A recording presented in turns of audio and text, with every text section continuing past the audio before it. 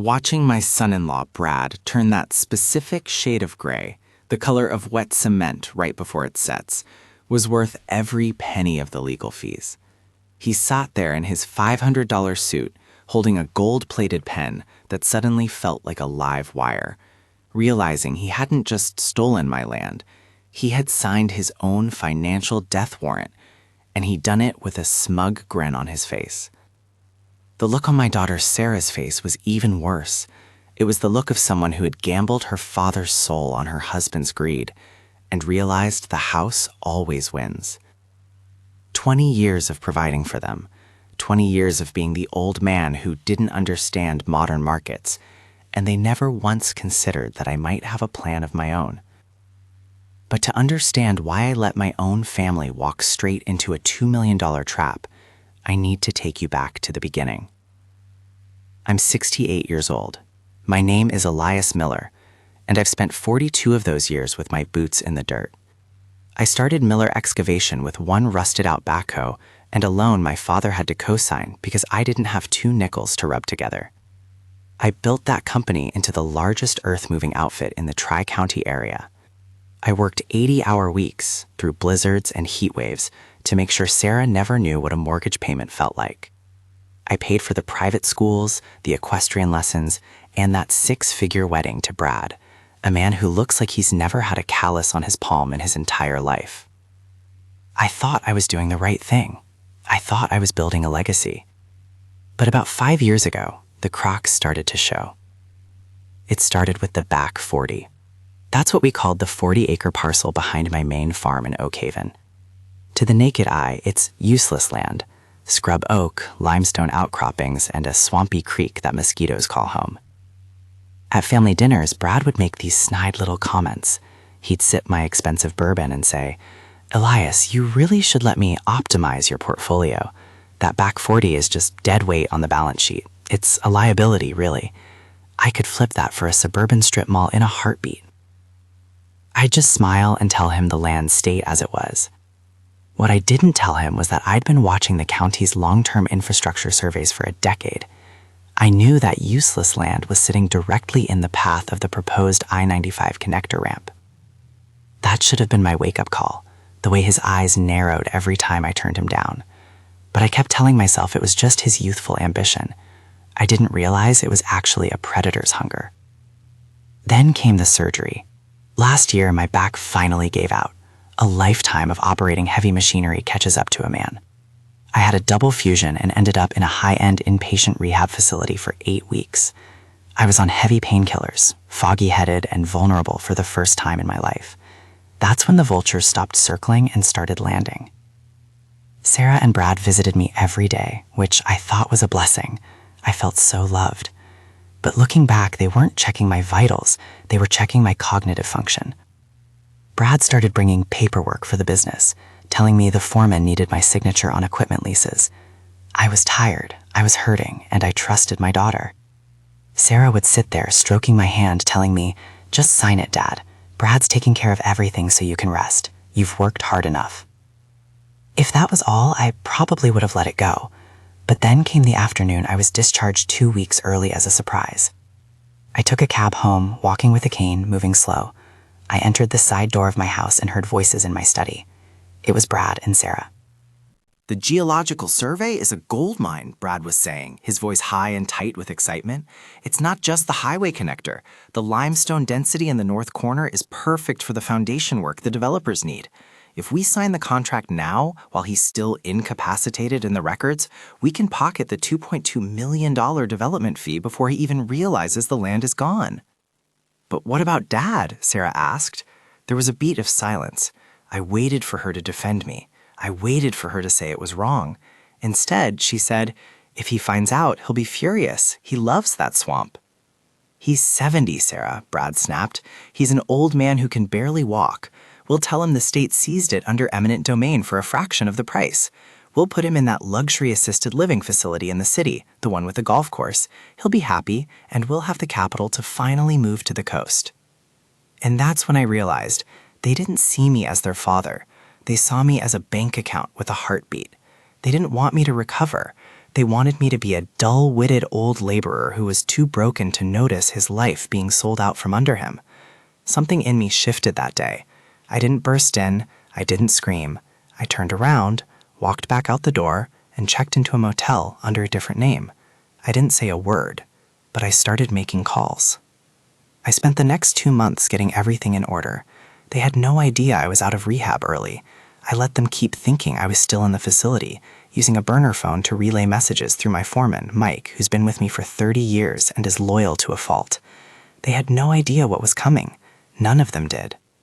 I found out Brad had used a limited power of attorney I'd signed years ago for Miller Excavation, a document meant for buying spare parts and hiring seasonal labor, and he'd stretched it.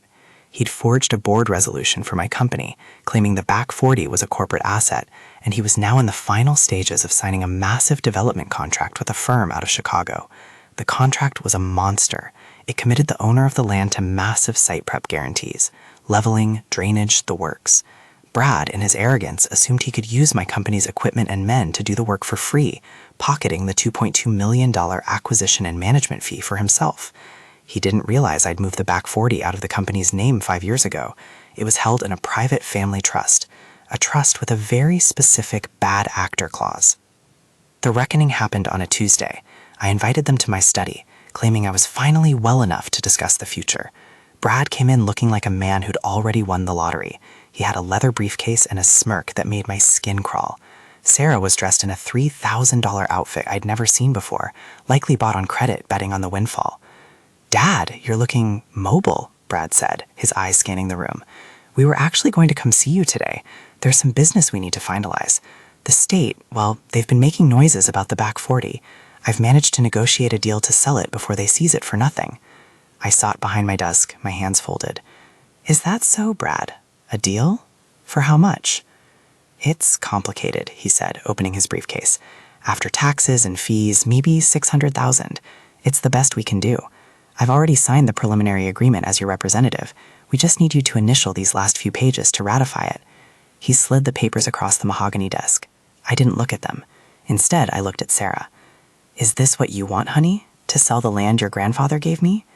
She wouldn't look me in the eye. "It's for the best, Dad. You need to focus on your health. Brad is just trying to protect our future." I nodded slowly. Our future. Right. I pulled a folder from my drawer. "The thing is, Brad, I've been doing some reading. You signed a contract with a company called Apex Development, right? For $2.2 million? Brad's smirk vanished. The color started to drain from his face, starting at his forehead and moving down like a closing curtain. I don't know where you got that number, Elias. You must be confused. The medication—" "I'm not on the meds anymore, Brad," I said, my voice as calm as a frozen pond. "And I'm not confused. I've been talking to the Chicago firm. See, they were very concerned when I told them that the person who signed the contract, you, didn't actually have the authority to sell that land. Because Miller Excavation doesn't own the Back 40, the Miller Family Trust does, and I am the sole trustee." Brad stammered, his hands shaking as he reached for the papers. It's a technicality. We can fix that. I'll just—" "Wait, it gets better," I interrupted. I leaned forward, the pain in my back forgotten in the sheer cold clarity of the moment. "You signed that contract with a guaranteed site prep clause. You promised the developers that the land would be cleared, leveled, and drained by the 1st of next month, or the signatory would be personally liable for a $500,000 liquidated damages penalty. You used my company's name, but since the company doesn't own the land, the contract defaults to you personally.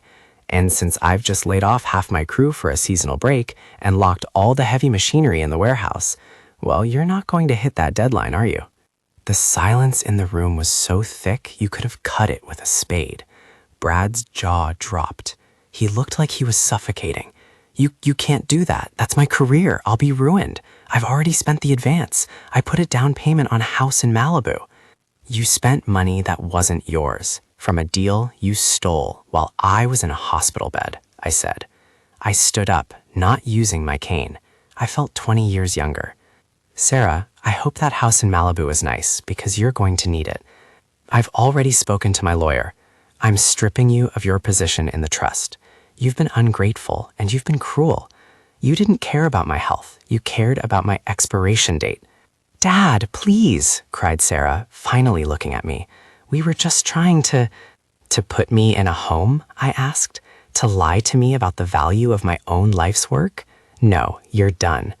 Brad, the developers are already filing a fraud suit against you, and since you used a forged board resolution to sign that contract, the DA is going to be very interested in your consulting methods. I believe the term is identity theft and grand larceny. Brad collapsed into the chair, his head in his hands. He looked small, pitiful. He wasn't the big-shot consultant anymore. He was just a thief who'd been caught by the man he'd underestimated. I watched him for a moment, feeling a flicker of pity, but then I remembered him talking about my dead weight and my useless swamp.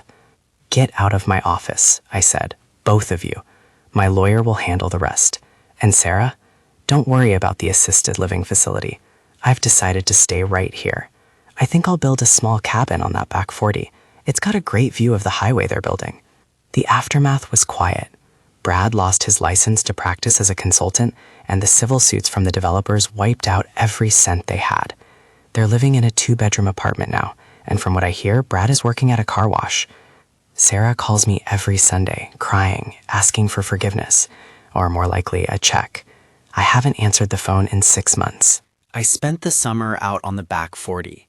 The surveyors were right. The land is worth a fortune. I ended up selling the easement to the state for 3 times what Brad tried to steal. But I didn't do it for the money. I did it for the dignity. My back still hurts sometimes, and the house is a little quiet, but there's a peace in knowing that I'm still the one holding the shovel. It's funny how life works. You spend years building something for your children, only to realize that the best thing you can give them is the truth. And the truth is, I'm not done yet. Not by a long shot. I sit on my porch every evening now, watching the sunset over the scrub oak, sipping a bourbon I bought with my own honest money. It tastes a whole lot better when you don't have to share it with snakes.